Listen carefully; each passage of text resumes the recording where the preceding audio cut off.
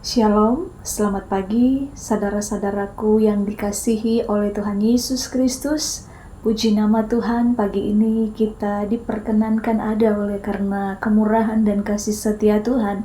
Pagi ini kita berjumpa lagi dalam program Bertumbuh dan Berbuah.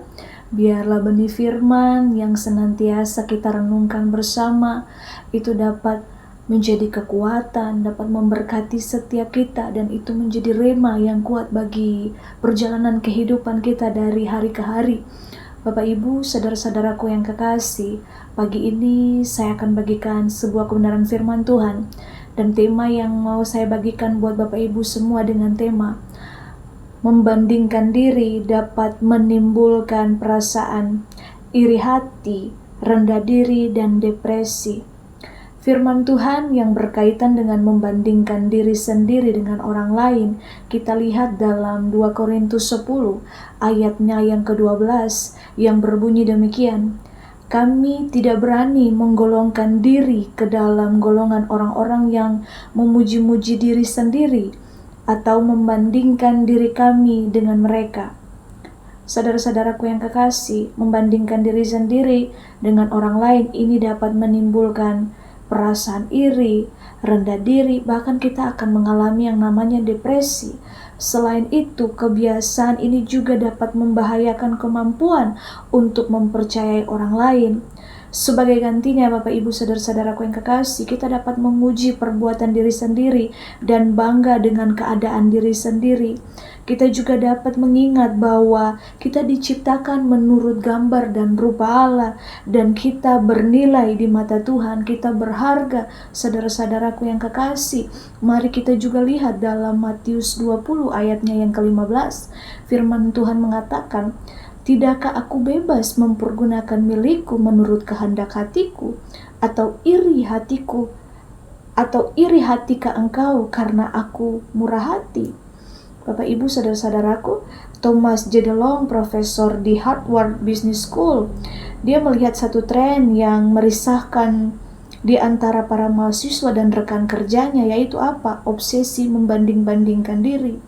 Dia menulis lebih dari yang pernah terjadi sebelumnya. Para eksekutif ini analisis di Wall Street, pengacara, dokter, dan kaum profesional lainnya. Karena apa? Mereka terobsesi untuk membandingkan keberhasilan mereka dan kesuksesan orang lain. Hal ini Bapak Ibu sangat berdampak buruk bagi individu, juga bagi orang lain. Saat kita mengartikan kesuksesan berdasarkan kriteria internal dan bukan internal, ini akan mengecilkan kepuasan dan komitmen diri kita sendiri. Obsesi membanding-bandingkan bukanlah hal baru. Firman Tuhan telah memperingatkan kita tentang bahayanya membanding-bandingkan diri dengan orang lain.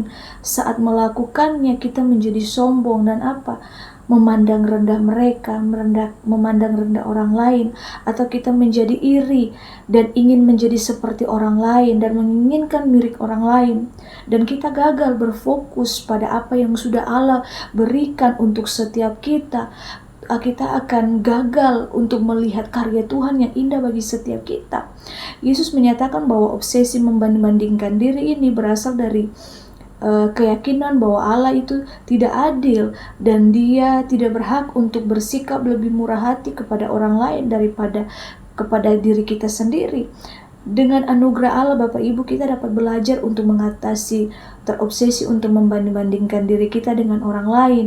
Mari kita berfokus untuk hidup sepadan dengan apa yang Tuhan sudah percayakan bagi setiap orang. Ketika kita menyediakan waktu kita untuk bersyukur kepada Allah dengan setiap takaran-takaran yang sudah Tuhan tetapkan bagi setiap kita, dengan berkat-berkat yang Tuhan sudah sediakan bagi kita setiap hari, pemikiran kita pun Bapak Ibu akan berubah, dan hati kita pun akan mulai percaya sepenuhnya kepada Allah Sang Pemberi hidup ini. Mari kita renungkan bersama Bapak Ibu firman Tuhan di pagi ini. Mari kita berfokuskan hidup kita untuk hanya mengejar perkenanan Tuhan. Jangan kita lagi membanding-bandingkan diri kita dengan orang lain. Kita lihat Adam dan Hawa, mereka membandingkan apa yang menjadi milik mereka dengan apa yang bisa mereka miliki dengan apa? Memakan buah yang terlarang dalam Kejadian 3 ayat 1 sampai ayat yang ke-7. Seorang pria kaya dalam firman Tuhan, dia bertanya kepada Tuhan Yesus begini, bagaimana untuk menerima hidup yang kekal dan membandingkan apa yang ia miliki, yang ia harus lakukan dan yang harus diserahkan untuk menjadi sempurna dan memiliki kerajaan surga. Itu dalam Matius 19 ayat yang ke-16 sampai 21. Para murid juga membandingkan diri mereka satu sama lain ketika mereka bertanya kepada Yesus, siapakah di antara kami yang terbesar dalam kerajaan surga? Nah, ini Bapak Ibu, kita hampir saja dengan diri kita ini yang terjadi. Kita membandingkan diri kita satu sama lain, atau kita membandingkan diri kita dengan sesama yang lain, dan kita menginginkan apa yang mereka miliki, dan kita tidak pernah merasakan cukup, dan kita tidak pernah ada punya ucapan syukur. Dan ini akan terjadi, ada iri hati, ada rendah diri, dan terjadinya depresi.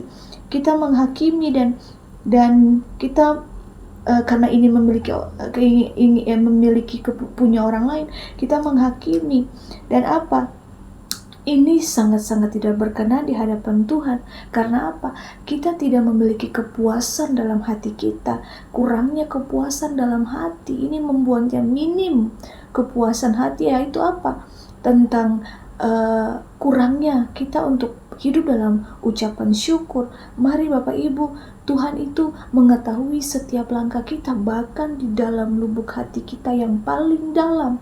Tuhan tahu Bapak Ibu. Mari kita belajar untuk menjadi orang-orang yang hidup bersyukur dengan apa yang sudah Tuhan takar dalam setiap kita. Jangan lagi kita membanding-bandingkan diri kita dengan orang lain. Akhirnya kita akan punya iri hati, kita akan merasa rendah diri.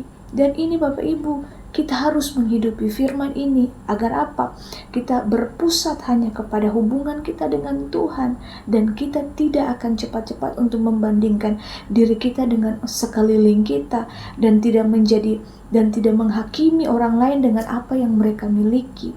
Janganlah Bapak Ibu kita hidup seperti orang-orang yang tidak mengenal Allah. Mari Bapak Ibu kita lepaskan semuanya itu, dan mari kita menganggap semuanya itu sampah seperti Rasul Paulus katakan, supaya kita memperoleh Kristus, supaya kita berada dalam kebenarannya Tuhan, dan kita melakukan apa yang menjadi kehendak Tuhan, sehingga Tuhan dapati kita sebagai orang-orang yang berkenan di hadapannya. Mari belajar untuk bersyukur dengan apa yang Tuhan sudah takar bagi setiap kita. Jangan lagi hidup selalu dengan iri hati, dengan membandingkan diri. Buang itu semua. Apalagi ini sudah ada di bulan yang terakhir, di tahun 2024, di bulan Desember. Mari kita ubah semua cara hidup kita yang lama, kita buang itu semua, dan mari kita pakai hidup kita, kesempatan yang Tuhan masih berikan bagi setiap kita untuk mari kita mau taat, untuk mau lakukan firman Tuhan dari hari lepas hari. Kiranya kasih Kristus memampukan kita untuk berjalan dalam ketaatan kita akan Tuhan, dan senantiasa mengucap syukur dalam segala hal, supaya tidak ada lagi sifat yang membandingkan diri dengan orang lain. Kasih Kristus menyertai kita, Roh Kudus senantiasa menuntun kita, dan kita mau taat untuk menghidupi firman, menjadi pelaku-pelaku firman yang sejati. Tuhan Yesus memberkati. Immanuel.